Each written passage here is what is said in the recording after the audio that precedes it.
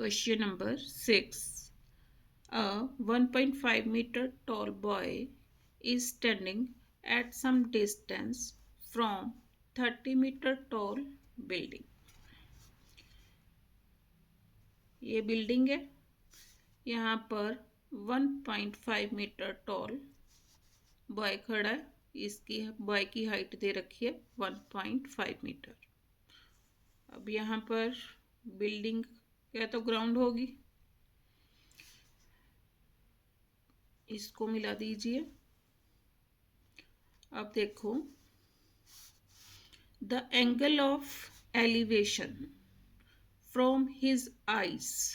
अब यहाँ पर आईज आ गई बॉय की.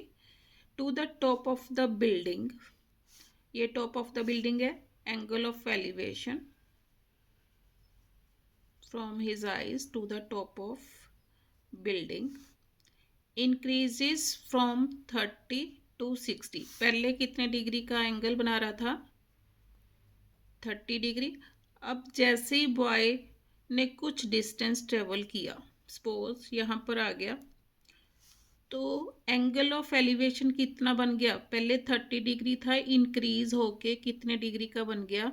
ये 60 डिग्री का एंगल बन गया. पहले 30 डिग्री का था, जब उसने थोड़ा सा डिस्टेंस ट्रेवल किया तो ये 60 डिग्री का एंगल बन गया. As he walks toward the building, find the distance he walked toward the building. Means ये वाला डिस्टेंस आपने क्या करना है? फाइंड आउट करना है. ये वाला टोटल डिस्टेंस, मीन्स ये वाला डिस्टेंस आपने फाइंड आउट करना है. अब हाइट ऑफ द बिल्डिंग कितनी दे रखी है आपको? 30 मीटर.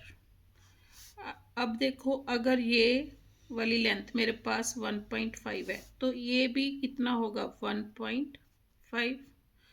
अब टोटल मेरे पास कितना है? 30. तो मैं इस ट्रायंगल में इस साइड की लेंथ फाइंड आउट कर सकती हूँ. पहले इसको नेमिंग दो. A, B, C, D, E, F and G. अब इसको थोड़ा इधर करके लिखो. ई, बीई बॉय है. अगर बीई 1.5 है तो सी जी भी मेरे पास कितना आ गया? 1.5. अब मैंने ए सी फाइंड आउट करना है. ए सी कैसे फाइंड आउट करूँगी? ए जी, मेरे को 30 मीटर. ए जी क्या है? बिल्डिंग की हाइट है. तो ए जी में से सी जी माइनस कर दूंगी तो मेरे पास क्या आ जाएगा? A C. लिखो solution. A C find out करना है.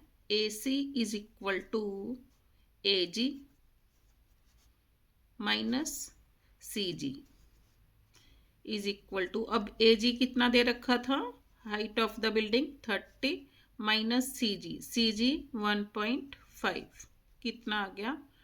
28.5. मीन्स ये वाली कितनी आ गई? 28.5 ए सी की लेंथ आ गई. अब देखो, ये वाला डिस्टेंस मैंने फाइंड आउट करना है. मीन्स ये बी डी फाइंड आउट करना है. तो कैसे फाइंड आउट करूँगी? पहले बी सी फाइंड आउट कर लूँगी, फिर पहले बी सी, फिर सी डी फाइंड आउट करूँगी, फिर बी सी में से सी डी माइनस करके मेरे पास क्या आ जाएगा? बी डी या ई एफ. तो करो solution. In triangle A B C, पहले ए बी सी ले लो. इन ट्रायंगल ए बी सी. अब देखो, एक्यूट एंगल के सामने वाली साइड ये परपेंडिकुलर, जहाँ पर दोनों बेस, मीन्स बी सी क्या बन जाएगा मेरा? बेस. और ये क्या है? हाइपोटेन्यूज. तो A C upon B C, A C perpendicular, B C base. अब P अपॉन बी क्या बनेगा? Tangent of 30 degree. कैसे? फॉर्मूला यूज करके पंडित बद्री प्रसाद हर हर बोले. अब मेरे पास P अपॉन बी बना है, सोना चांदी तोले, तो P अपॉन बी किसके इक्वल हो गया? Tangent of the angle. अब टेंजेंट ऑफ 30 डिग्री, तो टेंजेंट ऑफ 30 डिग्री किसके इक्वल होगा? टेंजेंट 30 1/√3। इधर वैल्यूज पुट करो। ए सी इज 28.5, बी सी मैंने फाइंड आउट करना है अपॉन बी सी, तो B C is equal to 28.5√3। Now in triangle ADC,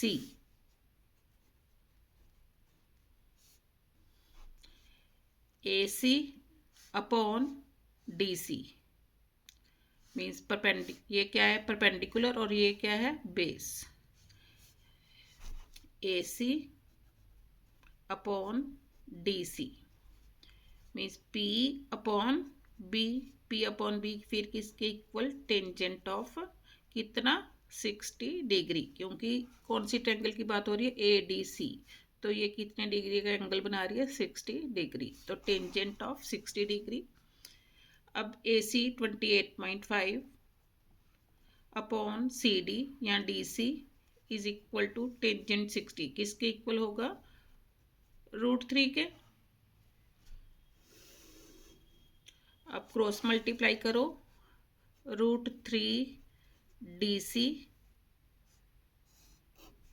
is equal to 28.5, DC is equal to 28.5 upon √3। Rationalise करो, √3 से ऊपर नीचे मल्टीप्लाई, तो कितना आ गया? 28.5√3 upon 3।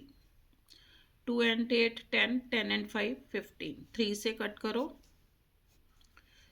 3 9s are 27, 0.35s are 15, कितना आ गया? 9.5√3 मीटर। अब मैंने क्या निकालना है? BD मीन्स यही डिस्टेंस निकालना था कि वो बिल्डिंग की तरफ कितना डिस्टेंस उसने ट्रेवल किया। BD या EF निकालना था। देयरफॉर BD किसके इक्वल होगा? BC माइनस CD या DC, BC माइनस DC, तो BD कितना आया मेरे पास? BD तो निकालना। BC कितना आया? 28.5√3, 28.5√3 माइनस 9.5√3 माइनस करो, इज इक्वल टू 19√3 मीटर। ये मैंने क्या निकाला? Distance he walked, distance he walked toward the building